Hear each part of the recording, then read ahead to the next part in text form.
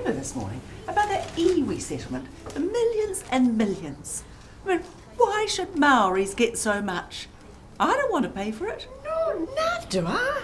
I left England to get away from all the special treatment West Indians and Pakis were getting. And I come here and I find Maoris are getting the same kind of treatment. I think it's racist. Iwi settlements aren't racist. But what are they then? It's special treatment based on race. And that's racist. No, that's not racism. You would have done a Treaty of Waitangi workshop when you were getting your New Zealand registration. Yeah, those workshops were all about the effects of colonisation. Oh, that was 150 years ago. It's got nothing to do with us now. We didn't take their land. It is to do with us now. Māori are still suffering from the loss of their land and language. We've got a responsibility to do something about that. That's what the treaty settlements are about. And would you mind just hopping off the bench, please? Oh, you're so politically correct. We all get a fair go in this country. And why should people get special treatment based on their race? We can all go to university if we want to, and there are plenty of jobs out there if you can be bothered to get out of bed and off the benefit. I know lots of people agree. Well, I don't agree. All the evidence shows that that's not the case. Oh, what evidence? Well, you only have to look at the health and unemployment stats and child poverty to know that there's no fair go in New Zealand.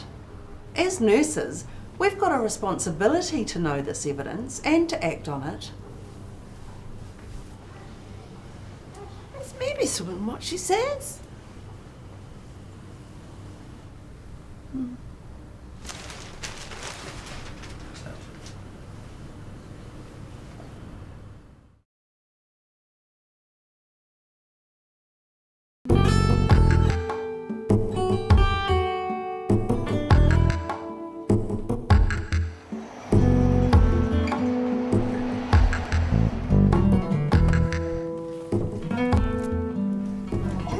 I've hardly had time to see any of my own patients this morning because you know that Indian nurse, what's her name? Oh, well, I couldn't pronounce it anyway, is always asking what to do, always asking for help. It feels like I've got two lots of patients. Yeah, it is hard when you've got a heavy patient load yourself. But let's remember, we'd be working a hell of a lot harder if it wasn't for overseas trained nurses. In fact, I think a quarter of nurses working in New Zealand are overseas trained. And by the way, her name is Chandra Sidisi. Well, it really annoys me that Chandra Sidisi gets paid the same amount as we do. We're constantly having to help her out. We don't get paid anymore. And my friend's daughter, who graduated 6 months ago, still can't find a job. Oh, I know, that's terrible. Well, let's not forget that Chandra has spent the last couple of years working as a caregiver on appalling wages while she's tried to get her registration sorted. And I don't think we should begrudge her a decent wage now. And she will get up to speed if we support her. Well, she might. And they're taking jobs off New Zealanders just like your friend's daughter. Well, aren't we stretched already? And many of them are doing shifts that we don't want to do. I mean, I agree new grad nurses should have jobs, but blaming migrant nurses like Chandra isn't fair. And Liz, if you've really got a problem, why don't you talk to the Director of Nursing and lobby her for some more places on our new grad program? Well, it's really the patients that I'm worried about, actually. You know, they can't understand a word she says. The nursing care's not up to scratch. Mrs. Rendell was telling me that she doesn't like being nursed by her. I don't know how they pass their competency trials. No, neither do I. And I bet she won't stay here long. You know, they only want to stay here long enough so they can get into Australia. Well, look, let's just go back to your comments about Mrs. Rendell. I mean, maybe the problem is Mrs. Rendell, and maybe she's being a little bit racist. So if you really have concerns about Chandra's nursing practice, maybe she needs some extra help. And if that's the case, why don't you talk to her, Liz, and then talk to the clinical nurse educator, and let's get something sorted.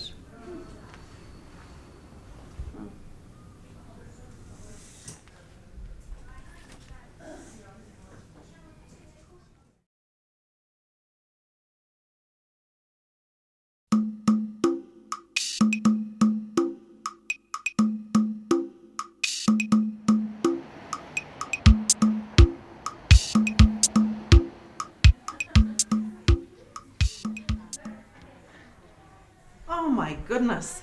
I'm so pleased to get away from Mrs. Llewellyn and her family. There's so many of them. There's got to be about 10 of them, and they've all bought their own food. Yeah, I know. I looked after her yesterday. There was a whole bloody tribe in there, and the room was such a mess. I had to fight to get to her bed to take her obs. And you know poor old Mrs. Mackenzie on the other side of the room? Well, her husband was in there, and I don't know how they could hear each other. And then they all started singing hymns.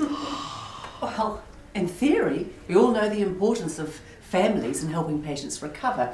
That might make things a little bit difficult for us, but it's about Mrs. Llewellyn, and it's quite clear she benefits from having that family support. And as for Mrs. Mackenzie, I was talking to her earlier, and she said she really loved the singing. So I think it did her a lot of good too. Oh, that's lovely. You know, it'd be okay if it just happened once or twice, but it's been going on all week. She's never going to get any better if she doesn't get some rest. That's right. And you know what I really hate? They're all talking Samoan. It's so rude. You don't know what they might be saying. They're living in New Zealand now. It's time they fitted in with us for a change.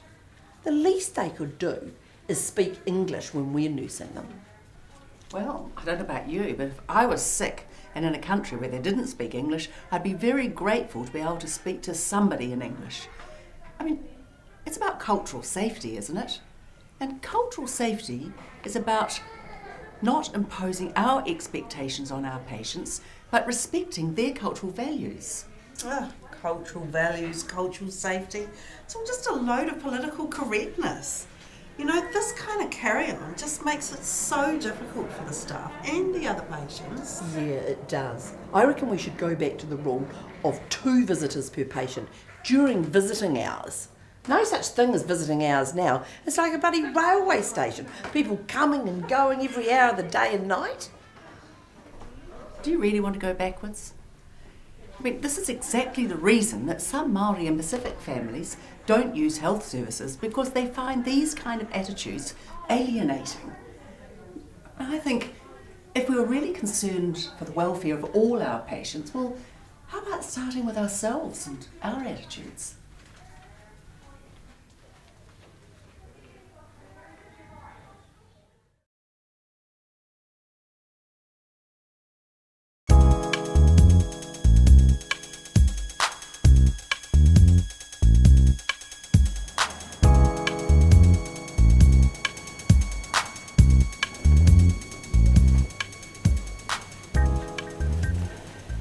Are you nursing Mrs. 2 Math in room 13? Yeah, I am. Oh my God, have you broken your back yet? She's so fat, isn't she? I know. It's gross. Yeah. Honestly, she's impossible to mobilise. There's not a gown big enough to fit her. If she wasn't so fat, she wouldn't be in here in the first place. It's such a waste of money. So many people should be treated ahead of her. Yeah, I agree. And have you seen the way she wolfs down her food? I mean, you'd think she'd be embarrassed. Yeah. I mean, why doesn't she just do some exercise, go for a walk, join a gym? And she's actually got quite a pretty face. I bet her husband would be pleased if she lost some weight too. I bet he would. Oh, she's just so far up that scale that measures body mass. The body mass index. Yeah. Talking of body mass, I had some ice cream for dinner last night, so I've decided to go to the gym for an extra session. I'll just burn it off. Good on you. Yeah. Oh, I've got to get some exercise too. Yeah. Bought this fabulous dress when I was in Sydney last month. It's just a bit tight, but I reckon if I just lose 3 kilograms, it'll be perfect by the time the nurses' ball comes up. Oh, it's easy. Just get rid of all those bad foods, and I'll remind you whenever I see you sneaking a biscuit. Thanks.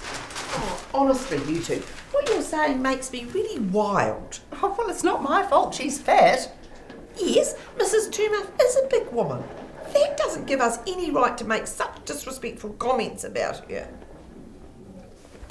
You're looking after Mr. Price, aren't you? Yeah, I'm looking after Mr. Price. Well, you wouldn't say, he's so tall it's disgusting, would you? Body size is like everything else. Hair colour, eye colour, ethnicity, sexuality, height. There's all different kinds of body shapes and sizes. And, as we all know, pharmaceutical companies have a huge investment in promoting weight loss, especially for women. Look at all the drugs on the market and all those ads on the telly. But so many people are so overweight. Over whose weight? Honestly, I get so sick of nurses constantly talking about good food and bad food and diet and weight. Scales are for fish, not women. And honestly, it's so fat-phobic and boring. It takes up so much airtime at every break. Can't we talk about something else for a change? Like how to achieve safe staffing, perhaps?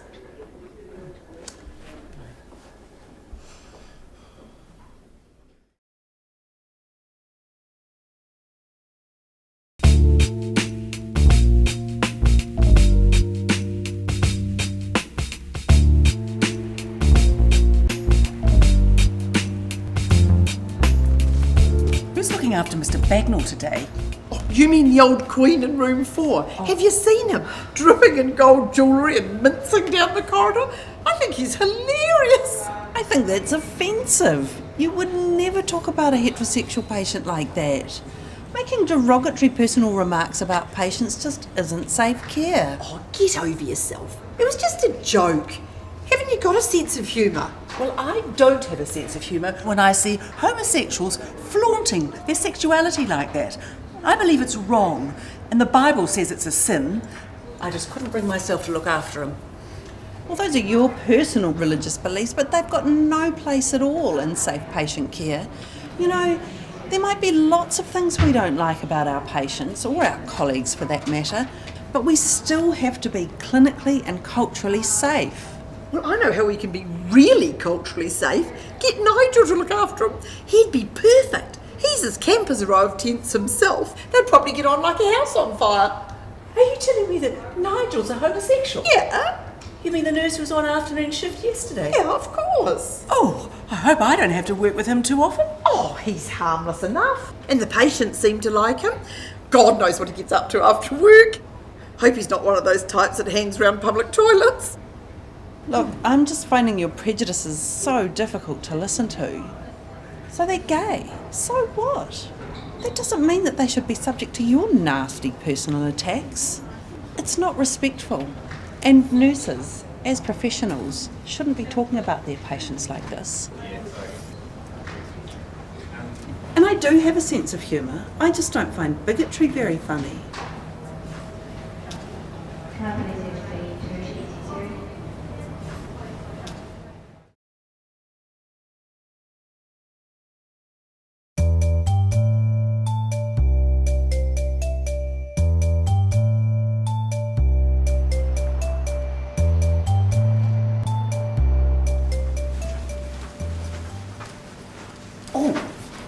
Is Mr. Smith back from theatre yet? Yes, he came back at 1:30 this morning. And did anything come with him? Yes, his personal belongings. What about the dildo? Yes, it's in his locker along with the rest of his personal belongings. Oh, look, I'm just going to go and grab it and take it downstairs and show the girls just what the poor surgeon had to extract. Yeah, I know. Imagine how embarrassing. Should give them all a good laugh. Oh, thanks.